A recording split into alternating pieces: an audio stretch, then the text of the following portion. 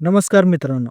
तुम्ही पाहत आहात राजे जुर्म, जिथे सत्य घटनांवर आधारित रहस्यमय आणि धक्कादायक कथा तुमच्यासमोर आणल्या जातात.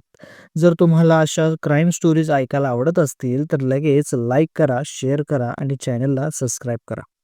आज आपण पाहणार आहोत एका अशा प्रेमकथेचा शेवट, जो इतका भयानक असेल याची कोणी कल्पनाच केली नव्हती. एका साध्या, निरागस मुलीचं आयुष्य एका विश्वासघातामुळे संपलं. पण तिला ठार मारणारा कोण होता? पोलिसांनी सत्य कसं शोधून काढलं? तर ह्या सगळ्या गोष्टींचा आढावा आपण आज या स्टोरीमध्ये घेणार आहोत. तर चला जाणून घेऊया काय झालं होतं ते. ही घटना घडली एक छोट्याशा गावात, जिथं विद्या जाधव नावाची एक 17 वर्षाची साधी सरळ मुलगी, जिचं शिक्षण घेण्याचं स्वप्न होतं. पण घरची परिस्थिती हालाकीची असल्यामुळे आई-वडिलांनी लवकरच तिच्या लग्नाचा निर्णय घेतला. तिचं लग्न विक्रम पाटील या 22 वर्षीय तरुणाशी ठरलं. विक्रम दिसायला देखणा, चांगल्या घरातील आणि सधन कुटुंबातून आलेला मुलगा होता. दोघांचे कुटुंब एकमेकांना ओळखत होते. त्यामुळे प्रस्ताव लगेचच फायनल झाला. साखरपुड्यानंतर विद्या आणि विक्रम एकमेकांशी जवळीक साधू लागले. दोघे फोनवर बोलू लागले. मेसेजमध्ये प्रेमाची देवाणघेवाण होऊ लागली. विद्यालाही आता विक्रमबद्दल आपुलकी वाटू लागली होती.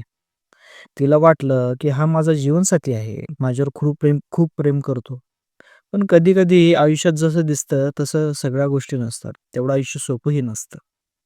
18 फेब्रुवारी विद्याच्या लग्नाच्या तयारीसाठी तिचे आई-वडील, कुटुंबीय गावाबाहेर गेले होते. घरात विद्या एकटीच होती. सायंकाळी विक्रम अचानक तिच्या घरी आला. त्याच्या हातात एक गिफ्ट होतं. तो दरवाजाचा बेल वाजवतो. थोड्या वेळाने विद्या दरवाजा उघडते.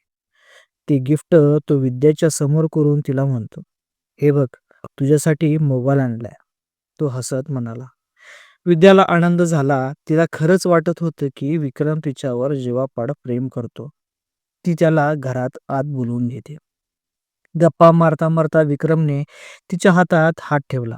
तिच्या डोळ्यात बघत म्हणाला, "आपलं लग्न ठरलंय. आता काही दिवसातच आपण नवरा-बायको होणार असू." विद्या लाजली, पण काहीशी अस्वस्थही झाली. विक्रम अचानक वेगळा वागू लागला. त्याचं वेगळं वागणं सामान्य नव्हतं. तो म्हणाला, "तुला माहिती आहे, मी तुझ्यावर किती प्रेम करतो? मला तुझ्याबद्दल वाटतं तसं तुलाही तसंच वाटतं का?" हे बोलून तो तिच्या जवळ जाऊ लागला. विद्या थोडी घाबरली आणि विक्रमला बोलली, "विक्रम, लग्नानंतर आपण एकत्रच असू ना? तू हे सगळं आत्ताच का बोलतोयस? आणि हे असं का करतोयस?" पण विक्रमला आता थांबायचं नव्हतं. त्याने विद्याला मिठी मारली आणि ती मिठी आवळत तिने तिचं चुंबन घेतलं. तिच्या विरोधाला न जुमानता तिच्यावर जबरदस्ती तो करू लागला. "नको विक्रम, मी असं काही करू शकत नाही." विद्या जोरजोरात ओरडू लागली. पण विक्रमला काही केल्या ऐकायचं नव्हतं. ती ती ओरडत्याला पाहून विक्रमनं तिच्या ओढणीनंच तिचा गळा आवळायला चालू केला आणि तिच्या तोंडावर हात ठेवला. त्या भानात तो काय करतोय हे त्याला देखील समजत नव्हतं. ती झटपटू लागली, पण काही काही उपयोग झाला नाही. काही क्षणातच तिनं श्वास घेणं बंद करून टाकलं. काही मिनिटापूर्वी हसत असलेली विद्या आता शांत झाली होती. विक्रम घाबरला. हे मी काय केलं त्याला ते काहीच कळत नव्हतं. पण आता उशीर झाला होता. तो घाबरला आणि वेळ न घालवता तिथून निघून गेला. रात्री उशिरा विद्याचं कुटुंब घरी आलं. घरात अंधार होता. विद्याची आई तिला हाक मारते. विद्या, आतून काही आवाजच देत नाही. आईला शंका आली. आईने दबक्या आवाजात घरात प्रवेश केला. ती जशी-जशी आत जाईल तशी कोणीच दिसत नव्हतं. म्हणून आईनं बेडरूमची खोली उघडली. आईनं त्या दरवाजा उघडताच तिला त्या खोलीत गेल्यावर विद्या निपचिप जमिनीवर पडलेली दिसली. तिचा चेहरा निळसर झाला होता आणि गळ्यावर वन होतं. तिच्या कपड्याची अवस्था हीन झाली होती. आईनं डाहू फोडला. संपूर्ण घर हादरून गेलं. गावकऱ्यांनी पोलिसांना कळवलं. पोलिसांनी त्वरित घटनास्थळी धाव घेतला. ही हत्या आहे की आत्महत्या? पहिला प्रश्न पोलिसांना पडला होता.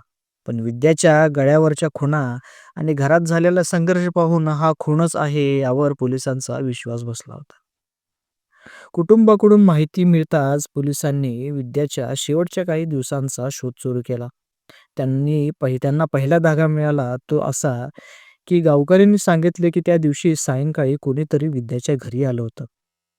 दुसरा धागा, विद्याचा फोन तपासला असता विक्रमसोबत तिच्या शेवटच्या चॅटिंगमध्ये काही विचित्र गोष्टी आढळल्या होत्या. तिसरा धागा, त्यांच्या गावातल्या एका मुलाने सांगितलं की त्या रात्री विक्रम खूप घाबरलेला दिसत होता. तो कोणाला तरी भेटायला गेला आणि नंतर अचानक गावातून गायब झाला होता.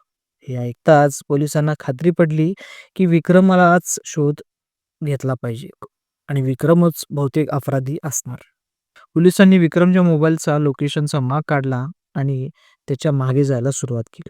आधी तो पुण्याला गेला, त्याच्यानंतर मुंबईत काही दिवस लपून राहिला आणि शेवटी वसईमध्ये त्याचा शेवटचा ठाव-ठिकाणा पोलिसांना हाती लागला. तिथेच पोलिसांनी त्याला पकडलं. पहिल्यांदा तो काहीही कबूल करत नव्हता, पण जेव्हा पोलिसांनी त्याच्यासमोर पुरावे ठेवले, जसे की फोन कॉल्स, लोकेशन डेटा आणि साथीदारांची जबाब, तेव्हा त्याने कबुली दिली. "होय, मी घाबरलो होतो. मला वाटलं होतं की विद्या आता घरच्यांना आणि पोलिसांना जाऊन माझी तक्रार करेल, म्हणून मी तिचा गळा दाबला." कोर्टानं विक्रमला दोषी ठरवलं. त्याला आयुष्यभराची शिक्षा सुनावली.